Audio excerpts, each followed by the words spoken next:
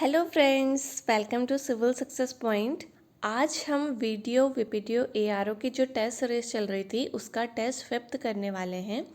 और जो 4 टेस्ट हैं वो प्लेलिस्ट में हैं, आप देख सकते हैं उन्हें, वो अपलोड किए जा चुके हैं। जो चैनल में नए हैं वो चैनल को सब्सक्राइब ज़रूर कर लेना।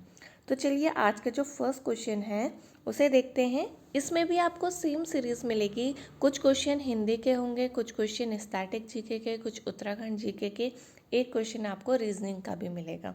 तो चलिए फर्स्ट क्वेश्चन पढ़ते हैं। निम्नांकित में से उच्चारण स्थान के आधार पर कंठ से लेकर मुख वर्ग में उच्चरित व्यंजन ध्वनियों का सही अनुक्रम है। आपको इनको देखना है और बताना है कि कौन सा कर्म सही होगा, कौन सी जगह पहले आएगी आपके मुंह में और ओंठ तक, ठीक है, यानी कि मुख तक कहा है ना। तो आप देखिए सबसे पहले कौन सा आएगा, कंठ, फिर तालु, फिर वत्सर्य, फिर दांत और फिर होंठ, ठीक है, ओष्ठ। तो इसका जो सही आंसर है वो ए हो जाएगा।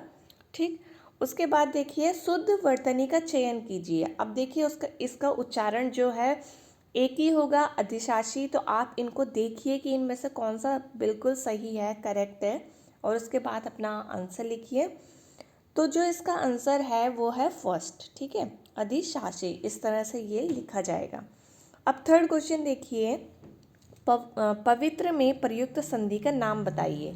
तो आपको पता होगा कि इसका जो संधि विच्छेद है वो क्या होगा, प धन इत्र, ठीक है। तो क्या हो जाएगा, पवित्र। ठीक, तो इसमें क्या हुआ है, इसमें क्या रूल लगा है, औ धन ई क्या हो गया है, व हो गया है, ठीक है ना। तो ये कौन सा रूल है, ये अयादी संधि का रूल है। तो इसका जो सही आंसर हो जाएगा वो हो जाएगा सी, ठीक है। अब फोर्थ क्वेश्चन देखिए, इंद्र का पर्यायवाची है। ए ऑप्शन बाजीगर, बी राजराज, सी मधवा और डी विनायक। तो ध्यान से देखिए इसमें इंद्र का पर्यायवाची कौन सा है। तो इंद्र का पर्यायवाची है इसमें मधवा, ठीक है।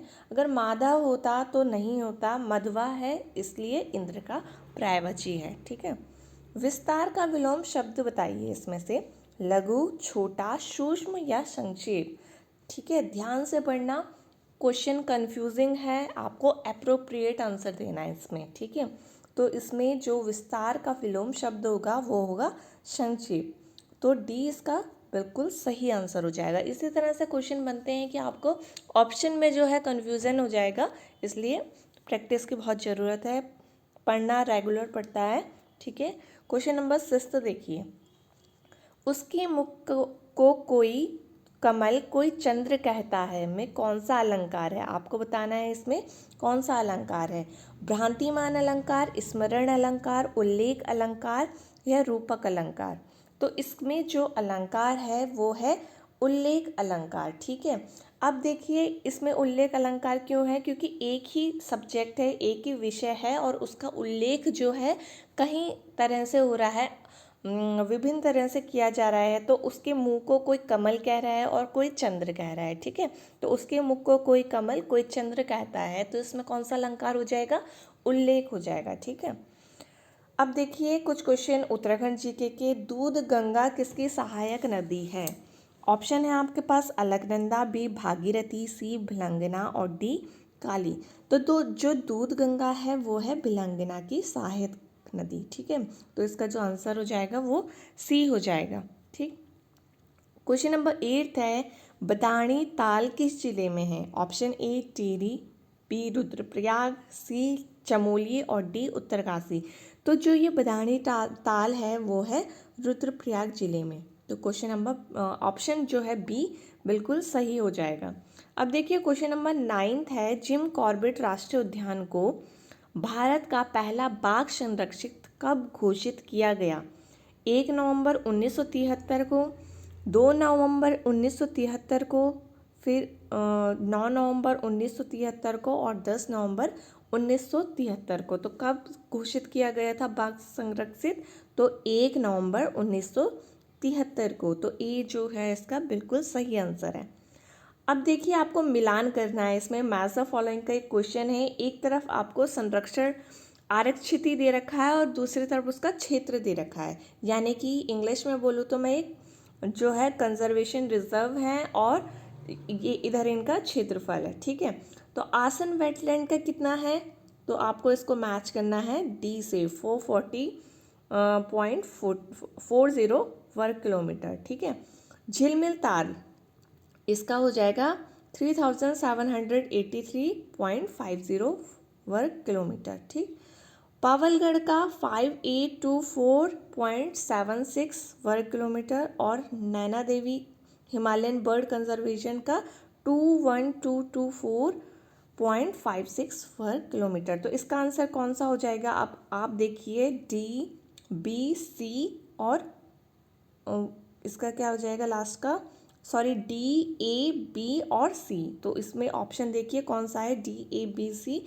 तो ये है फोर्थ जो है इसका बिल्कुल सही आंसर हो जाएगा। तो डी इसका सही आंसर हो जाएगा। अब देखिए 11th क्वेश्चन है, गद्य सौरभ किसकी प्रसिद्ध पुस्तक है? डॉक्टर पीताम्बर दत्त बर्थवाल की, शैलेश मटियानी की, डॉक्टर शिव प्रसाद डबराल की या विद्यासागर नौटियाल की? तो जो गद्य सौरभ है वो है डॉक्टर पीताम्बर दत्त बर्थवाल जी की प्रसिद्ध पुस्तक, ठीक है। तो ए जो है इसका बिल्कुल सही आंसर हो जाएगा।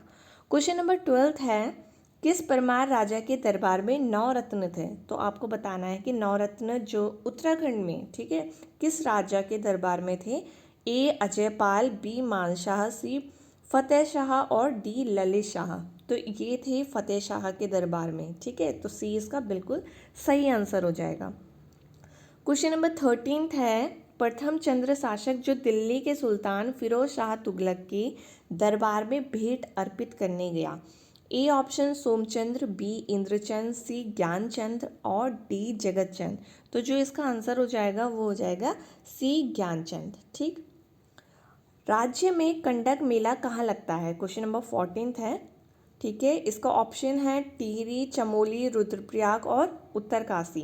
तो जो कंडक मेला है वो लगता है उत्तरकाशी में, ठीक। तो इसका जो सही आंसर हो जाएगा वो हो जाएगा डी, ठीक। अब आपको क्वेश्चन नंबर 15 करना है, उत्तराखंड का प्रथम ODF प्लस शहर किसे चयनित किया गया? ये उत्तराखंड करंट अफेयर का क्वेश्चन है। आपको बताना है ODF शहर किसे चयनित किया गया? तो ये किया गया चंबा टिहरी को। तो डी इसका बिल्कुल सही आंसर हो जाएगा। अब क्वेश्चन देखिए कुछ स्टैटिक जीके के हैं, यानी कि आपको कुछ इकोनॉमिक, पॉलिटी, अर्थशास्त्र, राज्यशास्त्र, हिस्ट्री, वर्ल्ड हिस्ट्री, इनके क्वेश्चन देखने को मिल सकते हैं। क्वेश्चन नंबर 16 है, भारत में बेरोजगारी के आंकड़े कौन तैयार करता है? ए वित्त मंत्रालय, बी ग्रामीण विकास मंत्रालय, सी ग्राम पंचायत और डी राष्ट्रीय नमूना सर्वेक्षण संगठन। तो जो बेरोजगारी के आंकड़े हैं वो करता है राष्ट्रीय नमूना सर्वेक्षण संगठन, यानी कि NSSO। मैं इंग्लिश में भी बता दूं, इसको कहते हैं नेशनल सैंपल सर्वे ऑफिस, ठीक है। तो डी जो है इसका बिल्कुल सही आंसर हो जाएगा। क्वेश्चन नंबर 17 है, राष्ट्रीय विकास परिषद यानी कि नेशनल डेवलपमेंट काउंसिल का गठन कब किया गया? 1947, 1950, 1952 और 1954। तो ये किया गया 1952 और डेट थी 6 अगस्त, ठीक है। तो 6 अगस्त 1952 को नेशनल डेवलपमेंट काउंसिल यानी कि राष्ट्रीय विकास परिषद का गठन किया गया, ठीक। क्वेश्चन नंबर 18 है, किस संवैधानिक संशोधन द्वारा मताधिकार की आयु 21 वर्ष से घटाकर 18 वर्ष कर दी गई? ए 72वें, बी 73वें, सी 61वें और डी 62वें। तो ये कि 61वें संशोधन यानी कि, ठीक है, 61 अमेंडमेंट 1989, ठीक। तो इसका आंसर हो जाएगा सी। अब बताना है आपको 19 क्वेश्चन, संविधान के किस अनुच्छेद के द्वारा संघ एवं राज्यों के लिए लोक सेवा आयोग का प्रावधान किया गया है? यानी कि राज्य और जो संघ सेवा है उनका आयोग, ठीक। अनुच्छेद 310, अनुच्छेद 312, अनुच्छेद 314 और अनुच्छेद 315। तो जो ये है प्रावधान, ये किस में किया गया है? अनुच्छेद 315 यानी कि आर्टिकल 315। तो इसका आंसर जो है बिल्कुल सही कौन सा हो जाएगा? डी हो जाएगा। अब आपको बताना है क्वेश्चन नंबर 20, काकरापार परियोजना किस नदी से संबंधित है? ठीक है, ये परियोजना किस नदी में है ये बताना है आपको। ऑप्शन है ताप्ती, बी नर्मदा, सी कृष्णा और डी कावेरी। तो जो काकरापार परियोजना है वो है ताप्ती नदी में और ये कहाँ पर है? गुजरात में, ठीक। तो ए जो है इसका बिल्कुल सही आंसर हो जाएगा। क्वेश्चन नंबर 21 है, भारत के सबसे दक्षिणी भाग में कौन सी पहाड़ी स्थित है। ठीक है, ये सारी की सारी दक्षिणी पहाड़ियाँ हैं, पर सबसे दक्षिण में कौन सी है ये आपको बताना है।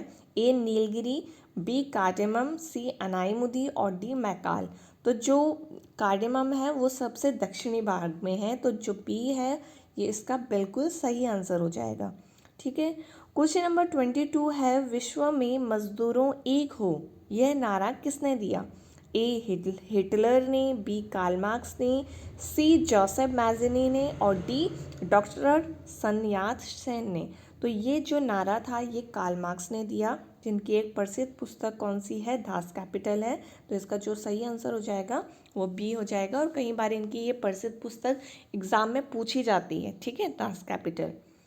अब क्वेश्चन नंबर 23 है, साइमन कमीशन का गठन कब किया गया। आपको क्वेश्चन बिल्कुल ध्यान से पढ़ना है। साइमन कमीशन का गठन कब किया गया। क्वेश्चन ये नहीं पूछा है कि साइमन कमीशन भारत कब आया। क्वेश्चन दोनों अलग अलग हैं, इसलिए क्वेश्चन ठीक से पढ़ना है। ऑप्शन है 8 नवंबर 1927 को, 3 फरवरी 1927 को, 8 फरवरी 8 नवंबर 1928 को और 3 फरवरी 1928 को। तो साइमन कमीशन का गठन जो है किसकी जांच के लिए किया गया था।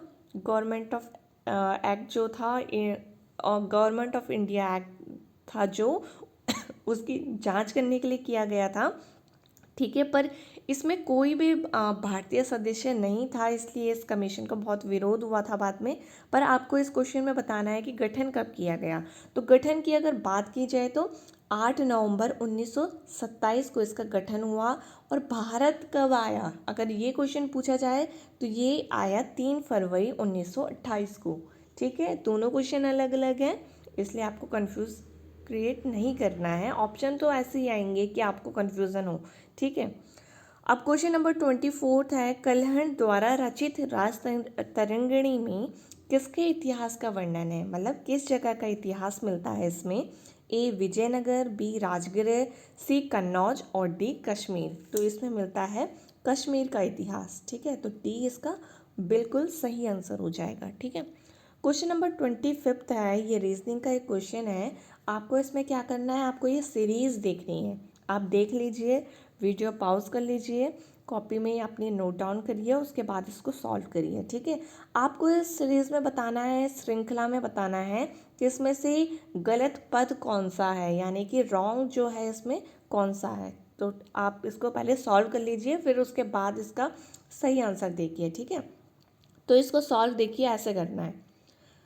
आपको ये जो सीरीज़ दिख रही है, 6 में 2 ऐड करेंगे तो 8 होगा, 8 में 2 ऐड करेंगे तो 10 होगा, और 10 में 2 ऐड करेंगे तो 13 नहीं बल्कि 12 होगा। ठीक है, वैसे ही अगर आप इसको देखिए, 26 में कितना ऐड किया आपने, 11 ऐड किया तो 37 हुआ, 37 में 11 ऐड किया तो 48 हुआ, और 48 में 11 ऐड किया तो 59 हुआ। तो ये सीरीज़ बिल्कुल सही है।